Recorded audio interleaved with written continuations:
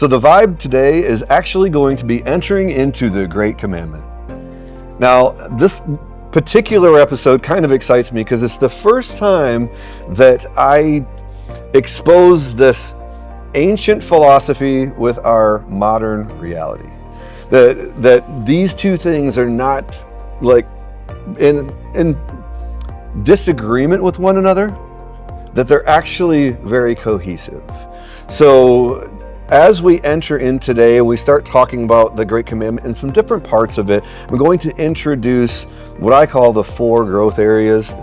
And I think you're gonna get something out of this. I love even teaching about this because every time I do, I get a little bit more excited that man, I want people to see this. I want people to know this because it will help you on your journey.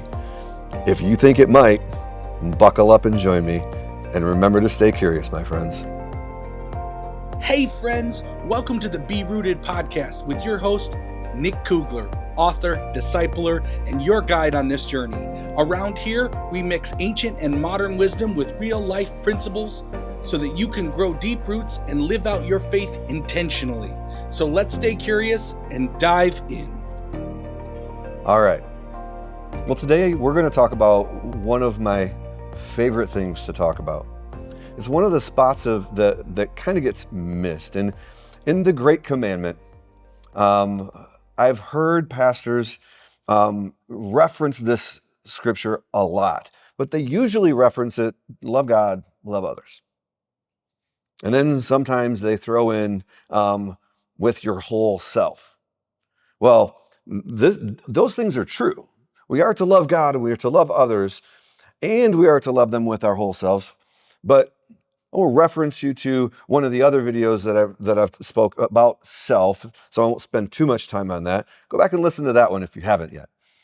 But what I see is there's what I call a love sandwich.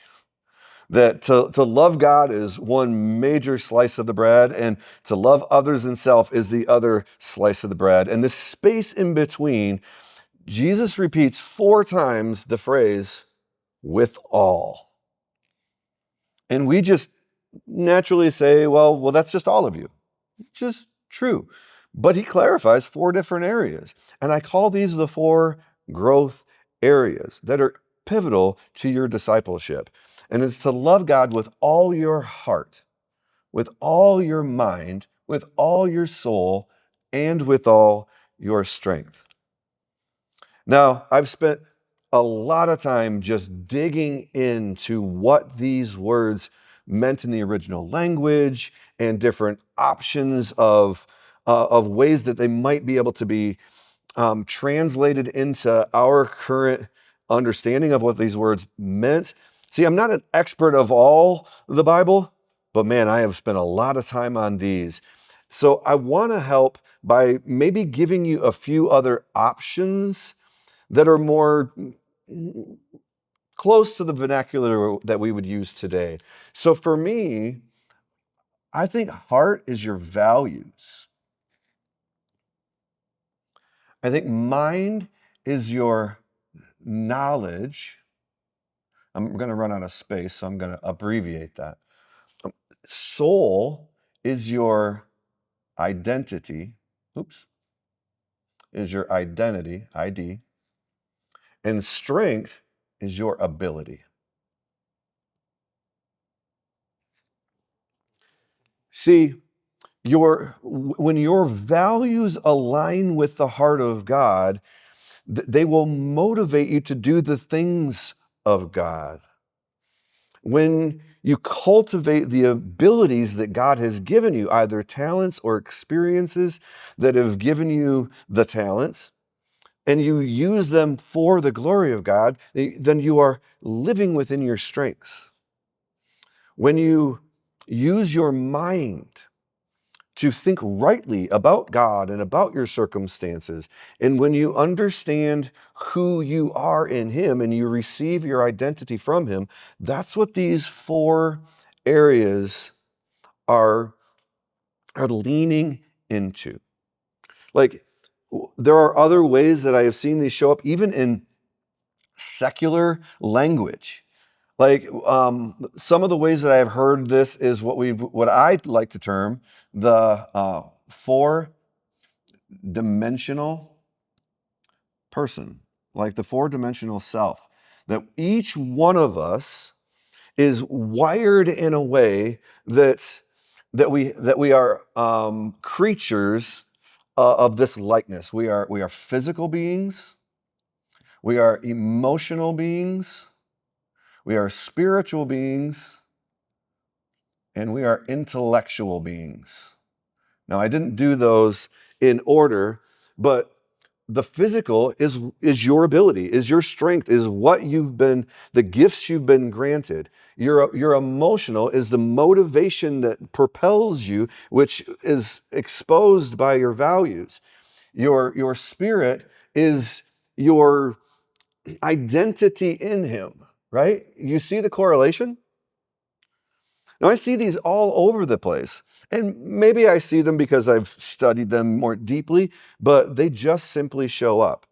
Well, you see over here, there's an image, and I want you to recognize this image because this is actually the thing that I want to remind you what your discipleship journey should and could and will likely look like.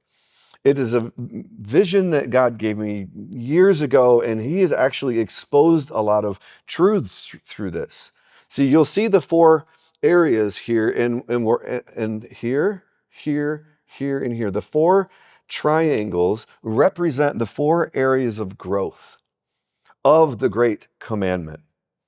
And there is some significance in these. There's a reason why this bottom arrow in my podcast image shows up below the surface. And I think it's important for you to understand that. See, this line of your reality, there's the tree above and there's the roots below, that as you grow in this area, that everything goes through that and comes out. It is your identity in Him. That the bottom triangle represents what you believe to be true about you, and is it in alignment with what God believes to be true about you? It is your biblical, your God-given identity. And if you get that right, then it flows into your values. How does your heart align with the heart of God? It flows into your knowledge. What are you thinking? What is your mind pursuing? Are you rightly thinking about God and others? And it helps you to cultivate your abilities. And these things are all intertwined. Like the tree shows, all of the branches that come from above, they mesh in and out and they sway with your current circumstance. You can't always distinguish between them because your values are what drive you. Your knowledge impacts your values, and your ability to do something with that will reinforce your values or your knowledge. See, they all kind of work together. But the reality is you will be growing or not growing in these areas. And if you focus too much on one and neglect the others, then you will become unbalanced and unhealthy. See, if you focus solely on the knowledge aspect of growth, Scripture says that you'll be puffed up because knowledge puffs up, but love edifies. If you focus solely on just your emotions, then you'll ultimately be driven by your emotions. If you don't have a right understanding of God and His law and His precepts and His love for you through those, then you're just simply going to sway with whatever emotion you have at the moment. When your emotions weren't designed to rule you, they were designed to inform you of what's going on in your heart and around you. And if you only focus on your ability, then all you're going to do is serve. And how are you ever going to know if you're serving for the right reasons? How are you ever going to know if you're serving in the right spaces?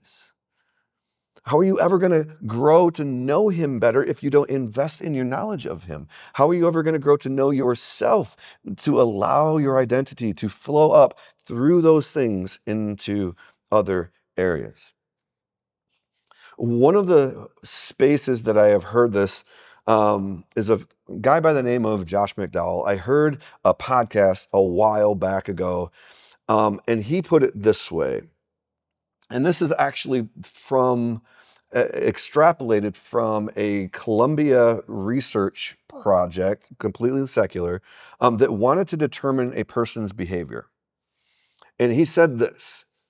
He says, ultimately, the behavior, which is the thing above the surface that we see,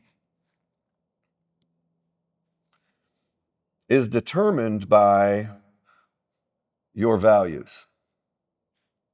The things that motivate you will determine your behavior. So what drives your values? And he says it's your beliefs. But what determines your beliefs? It's your relationships. Now, this is what I think is beautiful about how science lines up with the Bible. Because we're discovering that your behavior is determined ultimately by your relationships. And why is important? Because he actually says that your relationships, and I think this is proven in other psychological circles, your relationships help to determine your identity.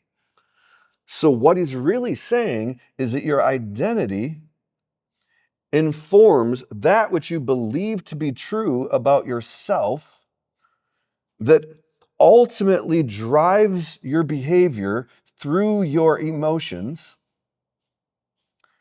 and determines what you do with your abilities.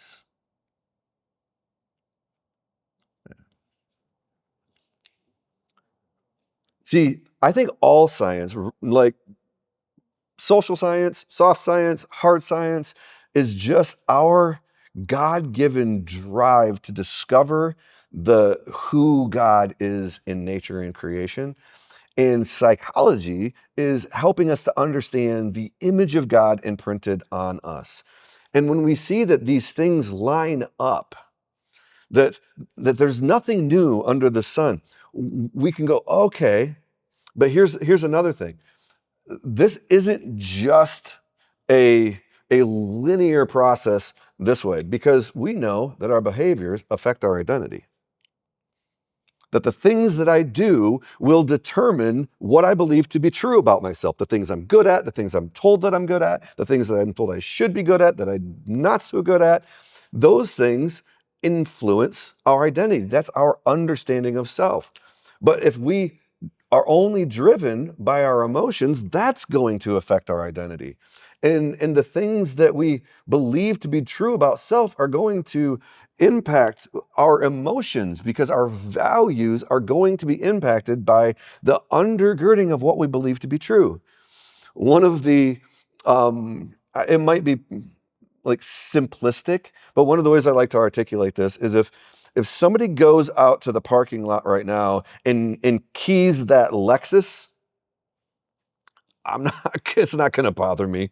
I will walk outside and I will look at that car and I'm like, man, that kind of stinks. I mean, that's an expensive car. Like, I feel bad for that guy. But if somebody goes out there and they key that Chevy truck, I'm going to be mad. It's going to stir up some emotions in me. Does the value stir my emotion? Like the Lexus that is way more valuable than my truck has no impact on my emotional response to that same action. Why? Because it's my truck. Why would somebody do that to me? What did I do to them? I value that because it's my responsibility. You see, if I go out there and somebody keys my truck and I get angry, that exposes something about me. It exposes something about the thing that I value. I value that truck. Why? Because I need it. I need it to get to work. I need it to do my stuff. I don't value it because it's some precious thing, but it's mine and it's my responsibility. I don't overvalue the truck. If I needed to replace it, I would. And it has a little bit more sentimental value because it was my dad's truck before it was mine. But the reality is, like, when you have an emotion, it under or exposes rather the things that you care about. And I want you to see that these are all connected, and these triangles are all connected to one another. And the other thing that I would want you to see is that the phrase "with all" is intriguing to me. Can you ever complete your love of self? Is it ever finished? Can you ever fully and 100% align your heart with the heart of God? Can you ever serve Him to the extent where you're done serving Him? Like, can you complete that? Can you ever know enough about Him or enough about self that you don't have to learn anymore? No. This "with all" actually exposes the fact that you will always be growing, that you will never reach the end, that you can't focus on all four because that's just impossible. But you can lean into all four when it's necessary. If you want to serve, but you don't know where to serve, you might want to learn where God wants you to serve. You might want to maybe test your values. Ask yourself, what has God put inside of me that I truly value, I truly care about, so that I can use that to motivate me to serve? I don't know what God is passionate about. If I don't know that He has a heart for the widows and the fatherless, I don't even consider serving the widows and the fatherless. But if I learn that, and I learn that He has a heart for the lost, and I learn that He has a heart for the loved, and that He's there for all of them, then you can begin to see that all of humanity is worthy of His love and worthy of your love and investment in them. And you can do that through your abilities. So I will be diving more deeply into each one of these in a future series where we can really, we'll get in a little bit into the Greek and into some of the spaces in the Bible where you can see Jesus performing this or helping people in these growth areas. But what I want you to see is that you will always be growing. And you shouldn't just invest in your intellectual knowledge. You shouldn't just enter into the space of emotions and ask yourself, what do I value? You shouldn't only cultivate your abilities and your talents, and you shouldn't get stuck in this self discovery mode. Are all of them important? Yes, they are. And honestly, I do think if you're going to emphasize one of them, it's to emphasize this identity. Because if you don't get that at least close, then the other three will suffer. If you don't understand who you are in Him and what He created you for and how He created you uniquely to expose His character and nature through you, through your image that you bear of His, it's gonna make it hard to do the others. Don't get stuck there. The two areas that I actually see are the most difficult in our culture are the values and the identity. Especially with guys, we have guys in the church specifically, we can do the ability thing pretty good. Like, I got my abilities, I want to serve, you just show me where to serve and I'll serve. But don't ask me to look at my emotions. Don't ask me to enter into that. Don't ask me to dive into why I do what I do and what makes me angry or what makes me sad. That's unsafe. That's girly stuff. Yeah, no, that's godly stuff. Understanding who you are and what motivates you is pivotal in your growth. And your knowledge, it's important. But we're really good. We have a full church culture and spectrum that gives you information after information after information after information. And some of them are really good at giving you both sides of the information and helping you to think rightly and philosophically, and others just give you a portion of information and make it difficult for you to think in a balanced way. But that's not it. If you get stuck in your head, then you're going to miss your ability to love God and love others. So this is the intro to the 4 growth areas. And I hope this begins to make sense to you. And as we dive in a little bit deeper in future series, I want you to see how each one of these is not only a huge growth potential, but God, Jesus, is telling you to invest in these, to give all you have to these. And when you think you have reached the end, reach a little farther, dig a little deeper, drive your relationships a little bit deeper. AI was only used to enhance the sound and visual experience. All content is authentic and does not contain AI-generated thoughts or concepts.